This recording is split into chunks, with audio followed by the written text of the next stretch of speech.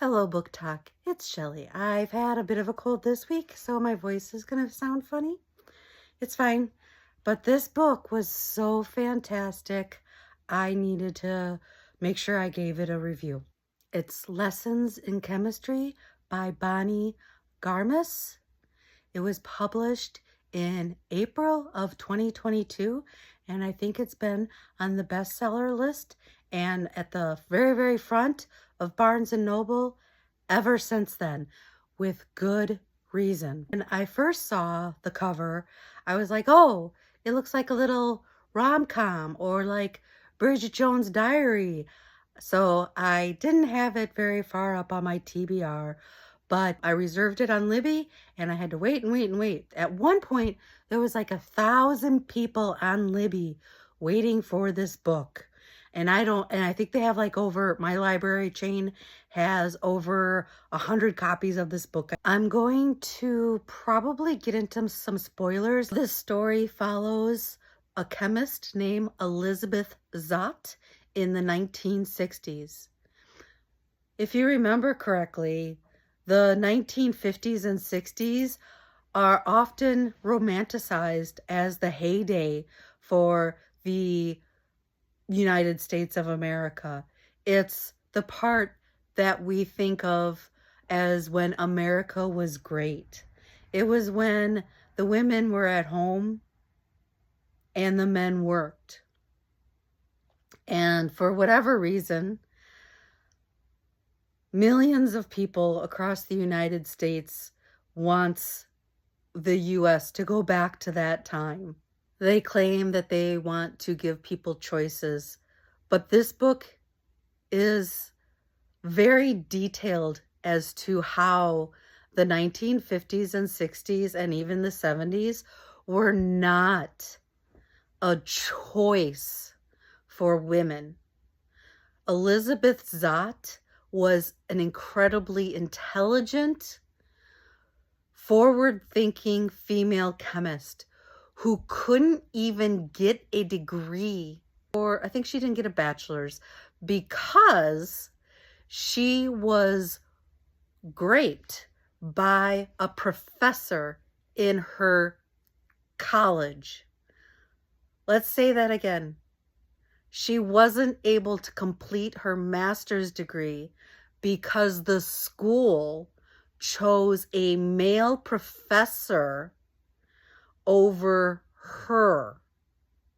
Even though there were numerous complaints about this professor stealing other students' work and making it his own, and assaulting other students and female faculty. So the college and society chose to believe this man over a woman. She must have been asking for it. She must have been flirting. She was trying to get a better grade and he turned her down. Elizabeth Zott is my hero because she took a number 2 pencil and used that to defend herself. And from that day forward, she carried a number 2 pencil in her hair at all times. That didn't deter Elizabeth Zott. She was convinced that if she worked hard enough, if she proved herself enough times, that the world would finally see her for how she truly was and how truly smart she was, instead of just the fact that she was born a woman. So now that I've given away some of the major plot points that stuck with me about the beginning of Elizabeth Zott's life, I will continue with the rest of the story. So Elizabeth Zott does not get her bachelor's degree. She ends up working for some science institution. I don't remember what it was, but it too was being led by a misogynist ass who literally was like, oh, if I keep putting her down and making her feel unworthy, she's going to boink me. Even though he's married. happily married with numerous kids. But, you know, that's what he was hoping for. While there, because nothing a woman is actually studying or producing can actually be beneficial, so they, you know, barely give her any funding to conduct her experiments. She ends up having to go and fast talk test tubes from Calvin Evans. Now, Calvin also had a very rough beginning to his life, and he has a lot of trauma in him, and he has a hard time connecting with people, but he is brilliant. So because he is brilliant, he is given like VIP treatment in this institute, even though Elizabeth is just as smart as he is. And he has his own lab where he's able to do whatever the hell he wants. Nobody questions him because he is so smart. Whatever he's doing, even though nobody knows what he's doing, it must be super, super important because he's just that much of a genius. So she goes up and kind of is like, well, I need these test tubes and you're not using them, so I'm going to go ahead and I'm going to just take them. And he is flustered because she's just walking all over him pretty much and just talking so fast that he can't work a way around her. Then later on, they both happen to go to the theater for different reasons. They didn't go together. And he ends up getting nauseous and spewing on her and her clothing, I think because of perfume that he smells. I don't know. He's kind of a weird guy. And so then she helps him and they end up falling in love. She tells him from the get-go she doesn't want to get married. Why? Because women have to change their names when they, or are expected to change their names when they get married. Therefore, anything that she achieves in the science community will always be credited to Calvin. She won't be Elizabeth Zott anymore. She will be Mrs. Calvin Evans. So when she publishes her findings in scientific magazines and presents her findings to the scientific community, they will automatically assume that Calvin had something to do with it, and Calvin will be credited in some way, shape, or form for her findings. She did it. She's the one that did all of it. And then, so while they were having this argument at the lab during lunch hour, all the other employees are seeing this. They're having an argument because he does propose to her and she says no.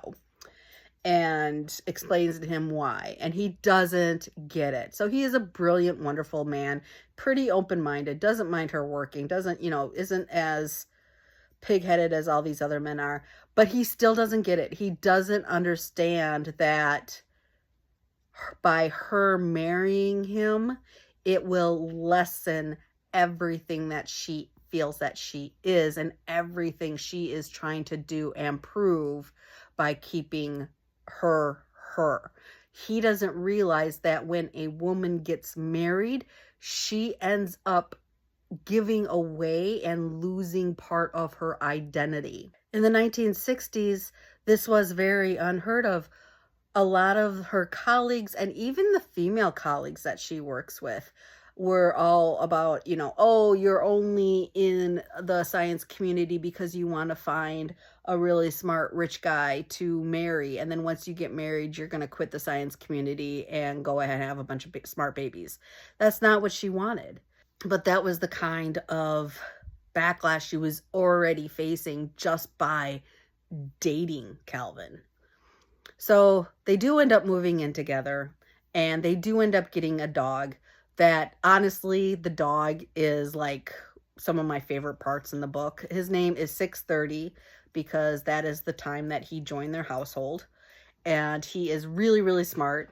And Elizabeth Zott decides that, you know, who decided that dogs are kind of stupid? And I'm going to teach this dog just like people do with toddlers, and I'm going to redo him and I'm going to teach him words.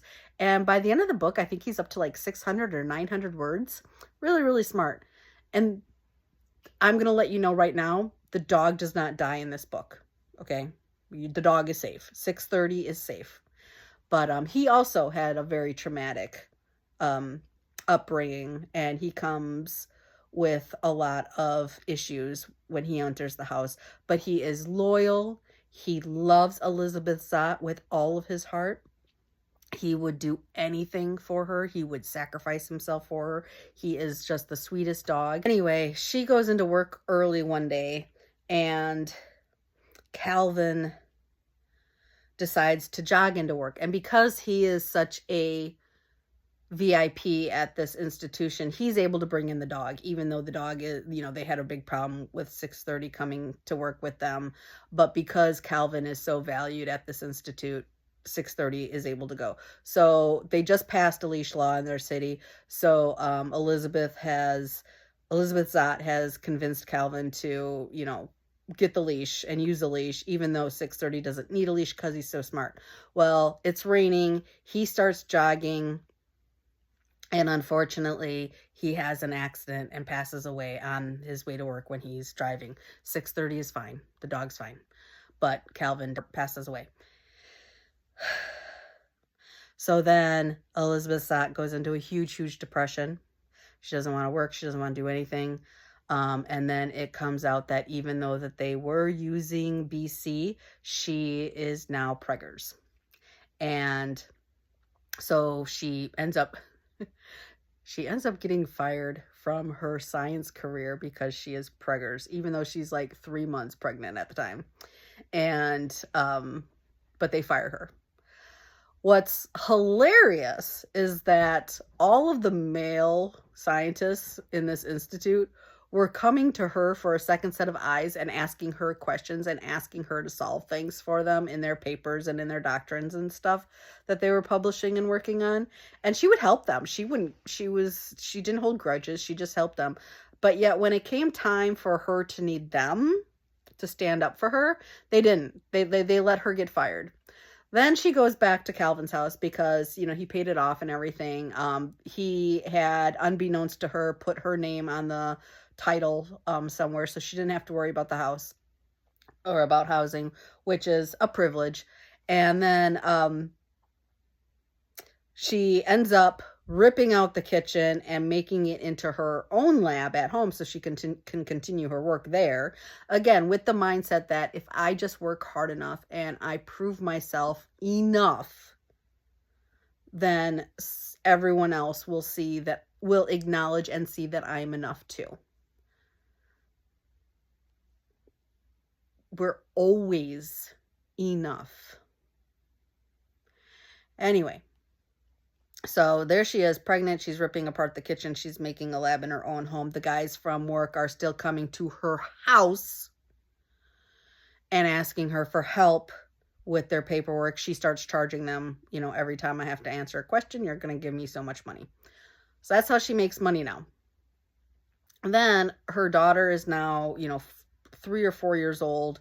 She lies a little bit and is like, you know what? I didn't have the best childhood growing up. Didn't always go to school. I'm going to make sure my kid goes to school because she's a really smart little girl. And the best place for her is school because that's going to help broaden her mind. She also, when her daughter, Mad, her name is Mad because she was complaining to the nurse when the nurse was filling out the birth certificate. And she said, Mad. I'm mad. And the nurse thought that she meant that that's what her daughter's name was, so it's Mad. And when Mad was just an infant and would not stop crying, Harriet, the neighbor across the street, came out to help her because poor Elizabeth Zott did not know what to do. And so Harriet came over and was basically like a stand-in grandmother nanny for Mad and Elizabeth Zott. So, but when Mad gets to be about 4, Elizabeth Zott sends her to school. Mad is an extremely intelligent, bright child who asks a lot of questions and will point out when the teacher is wrong or not being 100% honest in something. For example, for whatever reason, Mad says, people are animals, and the teacher decided to argue with her about it, because I guess in the 1960s, people being recognized as a type of animal wasn't acceptable in public schools. So her and the teacher, very contentious relationship right from the beginning. That poor kid. But she powers through. Mad powers through. Then Elizabeth Zott finds out that Mad has been giving her lunch to another schoolgirl. I believe her name is Amanda. And the reason that Amanda hasn't had the best lunches sent to school is because she's being raised by her single father. So Walter Pine is a producer of the afternoon TV program on a channel, and his daughter Amanda Pine is at Mad School. Walter Pine is... it's a little silly that he's such an inept father, that he doesn't pack his child's lunches accurately at all. In fact, some of the examples they give are laughable. But Elizabeth Zott ends up barging into Walter Pine's office and basically giving him a really good talking to about how you need to start providing for your child better. I'm a single parent, you're a single parent, but I'm doing everything I can. To raise my child right. You need to do everything you can to raise your child right.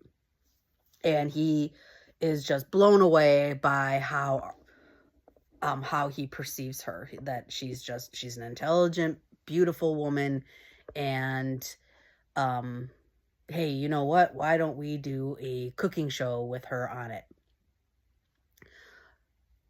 But Elizabeth Zott, being Elizabeth Zott, I think she's probably supposed to be slightly autistic as well. She's not going to talk down or make things stupid simple or simper for the male audience when she's talking to women on the TV. No, she's going to explain to women that are trying to cook for their families. She's going to talk to these women when they're trying to find good, nutritious, interesting foods for their families. She's going to talk to them and explain to them how science works, because she knows women aren't stupid. She knows that if we treat women with respect and not like they're 5-year-olds, they are going to blossom. When you expect nothing from a person, nothing is what they're going to give you. So she's talking all this science stuff to the women on TV. The show ends up getting syndicated.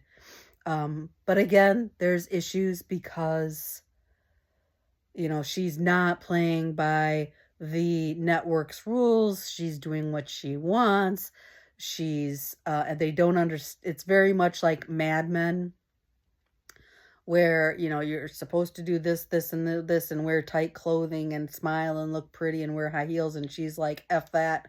I'm going to talk to women and explain to them why you cook things at a certain temperature for so long and how that helps the flavor or the moisture level in your chicken, and how that's science related, because women need to understand that, yeah, you might not like science, you might not like chemistry personally, but you should understand and grasp the bare minimum of it, because it touches every aspect of your life, even when you aren't aware of it. I'm not going to give like the final twist. That was basically the main thing. Let's just say that throughout Mad's school career, Elizabeth Zott is always being brought into school for the most mundane things, like serious. And what's sad, while I understand that this is just a fluff book, it's, a cozy read, I do know that women are being told all the time, and I'm sure it was worse in the 60s, don't act too smart. It's going to turn off the boys. You're going to make the boys feel bad. Don't run too fast. You don't want to outrun the boys. You don't want to show that you're better than them. Don't be Mad, who cannot control how freaking tall she is. Elizabeth Zott is called into the office and scolded about how tall mad currently is in her school, in her class, because she's taller than most of the boys, and that's making the boys feel bad. I laughed out loud at that one. And that's why you get girls that would hunch over and try to make themselves small, is because somewhere in their lives they were made to feel that they had to care about everybody else's feelings and comfort level more than their own. Yeah, this was a fluff piece. This was a fluff book. This was a sweet, cozy, fun read. I got so wrapped up into my book that I was traveling the weekend to go on a girls trip. I overshot my destination by a half an hour because I lost track of time and where I was going. That's okay. It just gave me an extra hour of enjoying this book. I highly recommend this. It is not a rom-com. It's a nice, cozy read. It is political. Even this fluff piece that is silly and, you know, a lot of it probably didn't happen in the 60s or wouldn't be possible in the 60s. It's still a political book that we can look at and say, why do we want to go back to this America? If we are not careful with our votes, and I'm not talking the big federal one, that's done and gone. There's nothing we can do about it. But if we don't worry about our state elections, our school elections, our city elections, we could end up having to deal with some of these consequences of having our school systems be so silly and trite as to call in parents because the child ends up being smarter than some of the teachers, and that's not cool. So read this book. Read this book because it is a cute movie, a cute book about a mom, a single mom in a really tough time in America when it was not okay to be a single, especially unmarried woman with a small child.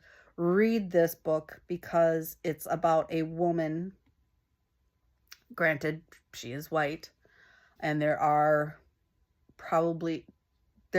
no people of color in this book. I'll put that out there. That's the only really negative thing that I could say about this, is that it doesn't really talk about people of color at all. That's unfortunate. But, you know, maybe the author is a very white woman too, so she probably didn't want to talk about something that she had maybe she felt she didn't have a right to talk about it. I don't know. But it is a good book, and I do recommend that you read it. And I do want to remind you that all books are political, even when they make us feel warm and cozy and thankful that it's not like that anymore, because it would not take much for us to go back to where it is like that. I wanted to thank you for watching this huge, long, deep dive into it. It's way longer than I anticipated. I want to bring up the political side of more books on my reviews. That is something that I would like to do. So hopefully you're here for that. Hopefully you're here for me to draw parallels from books and point out how they are political. I'm just really disappointed in Book Talk saying that this is their safe place. They don't want politics brought in here, and that all that nonsense, because it's just nonsense. So until next time, you are enough just the way you are. You do not have to make yourself smaller or change your ways in order to be enough or deserve anything in this world. So is Lessons in Chemistry a book that you read? What did you think about it? Were you put off by the cover? I'm hoping that my review has made you change your mind if you thought it was going to be a rom-com. It's so not. Definitely worth a read. I want to hear from you. Let me know your thoughts in the comments section. Bye.